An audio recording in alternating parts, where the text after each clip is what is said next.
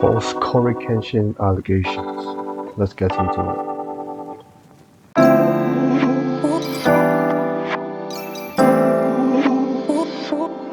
So last night, my entire timeline was jumping talking about a YouTuber named CoryxKenshin. Truthfully, I don't really know much about the guy, but he is factually one of the biggest creators on YouTube. It appears to me that he mainly makes gaming playthrough style videos, and people really seem to universally love him. The last time I can remember him really making headlines was when he was saying YouTube is racist or showed favoritism or something like that. Well, last night Cory found himself on the end of some allegations from an ex-girlfriend, and now a lot of his fans are turning their back on him, saying that this all seems completely out of character, while others are obviously coming to his defense. So all of the information we have right now does come from the ex-girlfriend, who goes by the name Panda Ninja XX Official, and she posted 3 slideshows on TikTok which she titles The Truth About Your Favorite YouTuber, adding, "I'm not doing a story time, I'm sharing what I lived. If it feels heavy, it's because it was." Also saying content warning, non-graphic,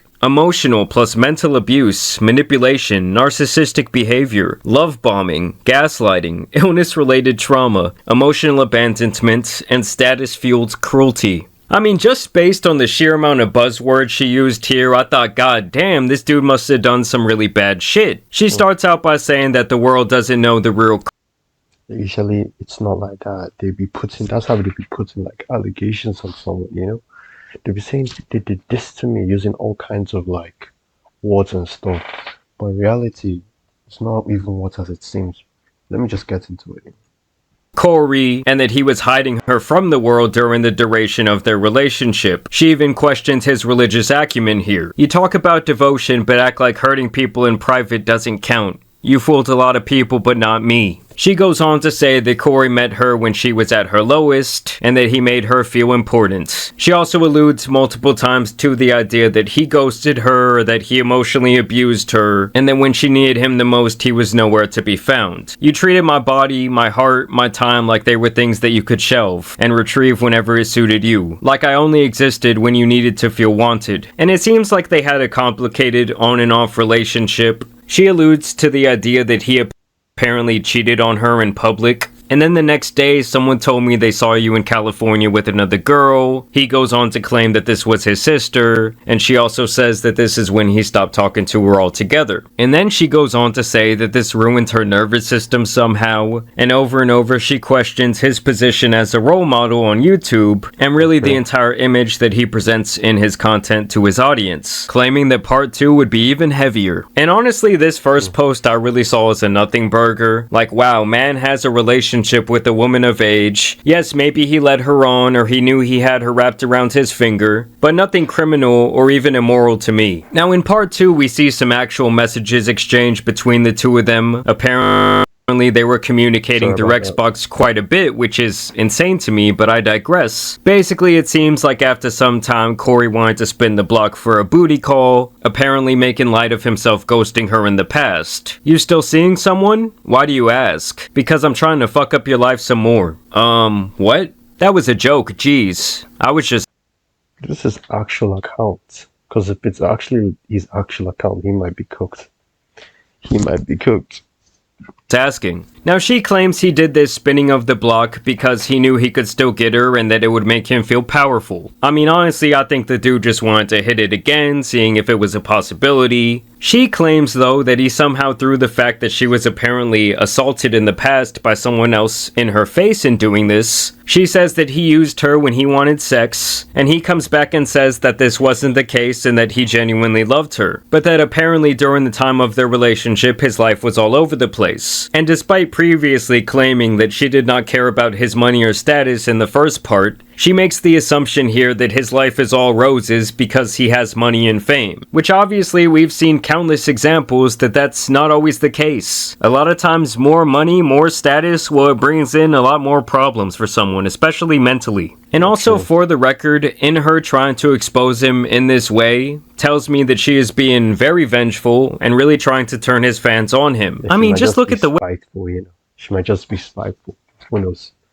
Maybe because like, oh, he didn't show her attention, or he moved on real easily after they broke up, or whatever. You know, that's how it be sometimes.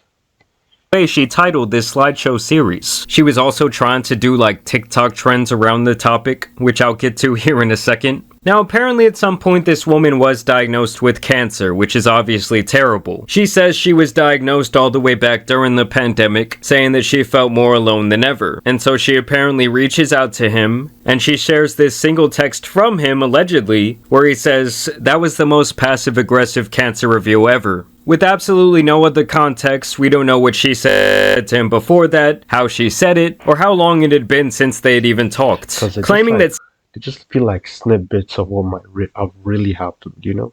Because I'm only just seeing like little screenshots here and there. So for all we know, this could just be like blowing it out of proportions. Just saying.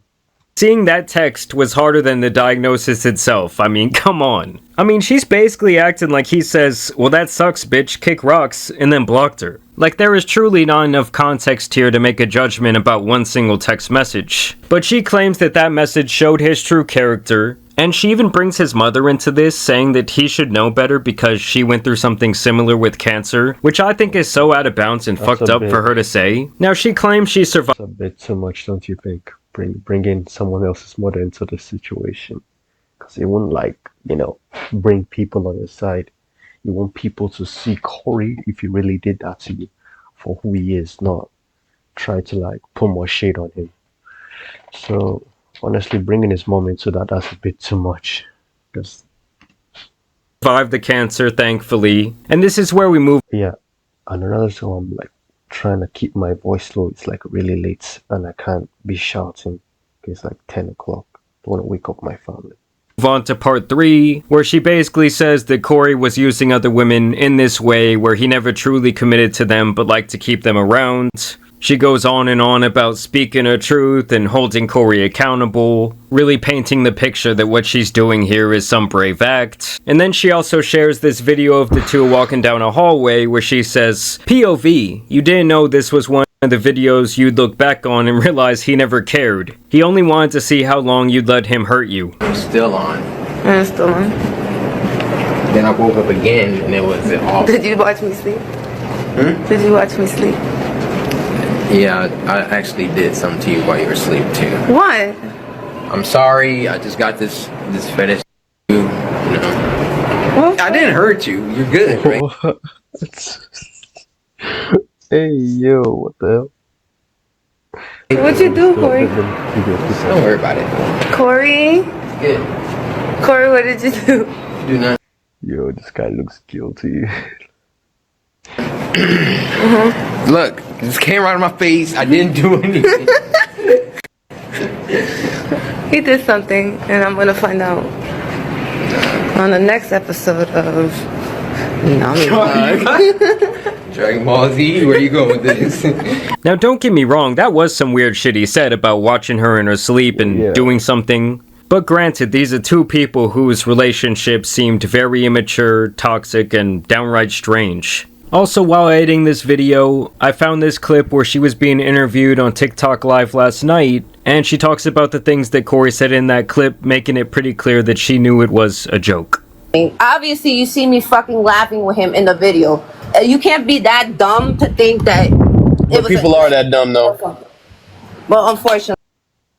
But the way you were like presenting it, it was like, oh, this is how he was treating me. Like, yeah, this is who he really is. Like, he's a suspicious person. So the way you put, you know, especially the way you wrote the captions and stuff, it was like, oh, he was abusive or something. So people are gonna take it out of like a context. Like, they're gonna look at it as a certain way. Like, oh, maybe she's trying to say Cory is not a good person to you.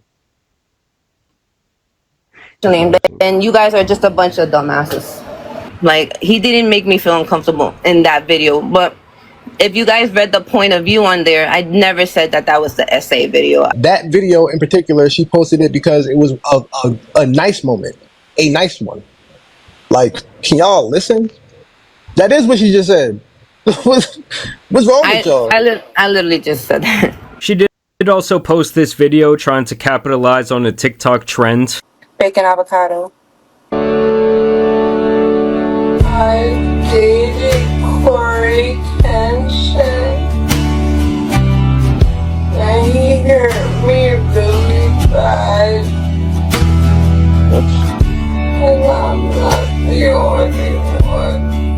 I mean, come on, guys. You cannot tell me that this isn't at least a little bit about clout or revenge. I mean, at the end of the day, it really just seems like Cory was playing.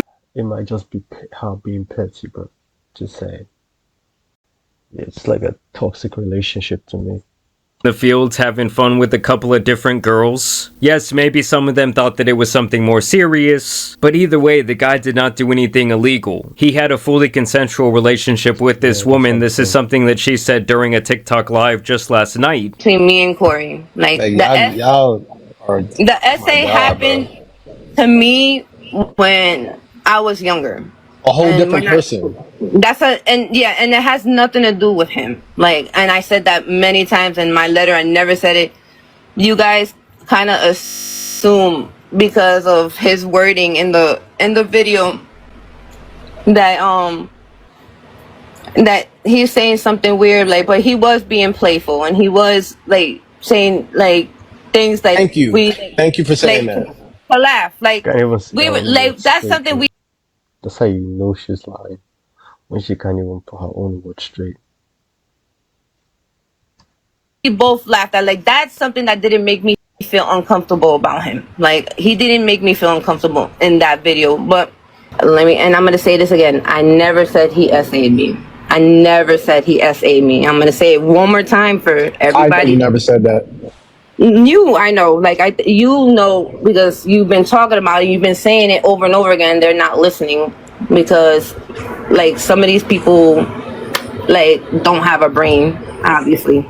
So yeah, it was kind of just one of those things where it was really none of our business, nor do I really give a shit if someone I watch for entertainment leads people on in their personal life. I mean, as long as he wasn't doing anything illegal or immoral, like I said earlier, I guess I just kind of think, who cares? Like, even the messages that she showed, they were either out of context or they seemed to be blown way out of proportion, like when he was merely joking around, or saying something else that we truly have no idea what prompted that response. And the other thing is, like, how he chooses to present himself in his professional life, in his videos and his streams, is really his choice. Like, honestly, the way she set this entire thing up, you would think he was out here on some Diddy shit, or maybe like some Minecraft YouTuber activity, but it was really none of that. I don't know, it's just crazy to me, because when I saw this last night, the way that people were talking about it on Twitter, the way his fans were reacting... So it's like, the way she was saying, it's like, oh, he did something really bad to you. Well, maybe it's like a Chris Breezy situation, like, that's how I was looking, maybe to me, I feel like maybe she's just using it to, like, get attention and stuff.